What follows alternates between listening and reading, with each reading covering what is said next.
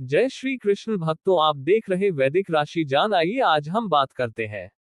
आज हम बात करने जा रहे हैं एक ऐसे दिव्य और अत्यंत रहस्यमय उपाय की, जिसका उल्लेख स्वयं शिव पुराण, स्कंद पुराण और अनेक तांत्रिक ग्रंथों में मिलता है।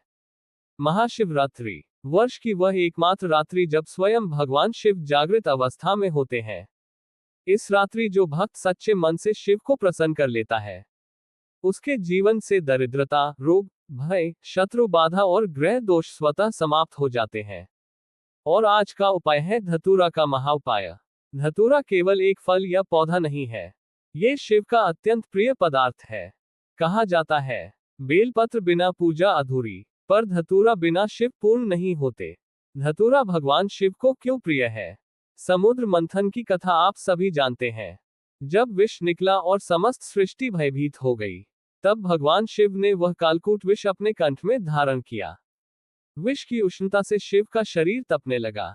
देवताओं ने उन्हें शीतलता देने के लिए अनेक वस्तुएं अर्पित की। उसी समय धतूरा उत्पन्न हुआ। धतूरा का स्वभाव है विष को शांत करना, उष्णता को सोख लेना और नकारात्मक ऊर्जा को समाप्त करना। इसलिए धतूरा केवल फूल या फल नहीं, बल्कि शिव के त्याग और तपस्या का प्रतीक है। धतूरा का आध्यात्मिक महत्व। धतूरा 3 गुणों पर कार्य करता है। तमस को शांत करता है, रजस को नियंत्रित करता है, सत्व को जागृत करता है। जो व्यक्ति मानसिक अशांति, डर, बुरे स्वप्न, नजर दोष या तांत्रिक बाधा से पीड़ित है, उसके लिए धतूरा सबसे शक्तिशाली उपाय माना गया है। लेकिन ध्यान रहे, धतूरा कभी भी भोग के लिए नहीं, सिर्फ और सिर्फ पूजन के लिए है। महाशिवरात्रि पर धतूरा उपाय क्यों विशेष है? साल में 12 शिवरात्रियां आती हैं, पर महाशिवरात्रि एकमात्र ऐसी रात्रि है जब शिव और शक्ति का मिलन होता है। इस दिन किया गया छोटा सा उपाय भी 1000 गुना फल देता है। धतूरा यदि इस रात्रि शिवलिंग पर अर्पित किया जाए, तो वह साधारण उपाय नहीं रहता, वह महाउपाय बन जाता है। धतूरा महाउपाय विधि। अब ध्यान से सुनिए, यह उपाय बहुत शक्तिशाली है।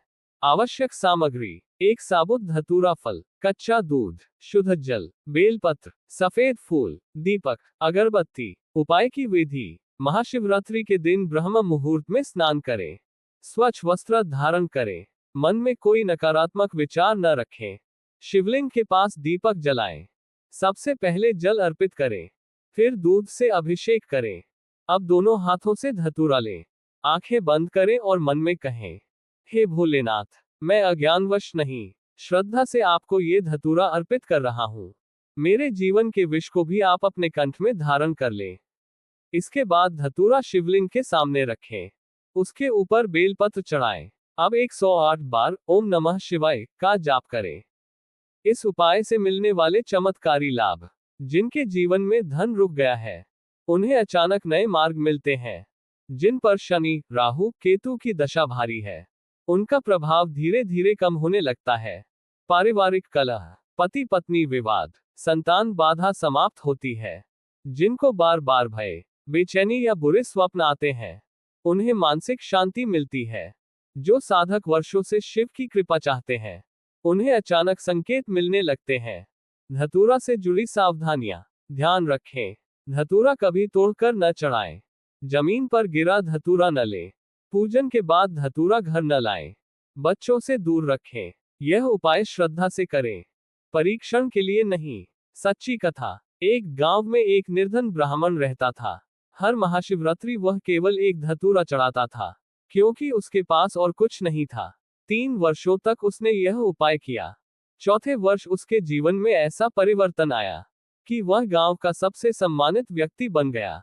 ये कथा नहीं, शिव की करुणा का प्रमाण है। समापन। मित्रों, महाशिवरात्रि वर्ष में एक बार आती है। ये समय है अपने जीवन का विष भगवान शिव को सौंप देने का। धतूरा छोटा सा फल है, पर इसकी शक्ति अनंत है।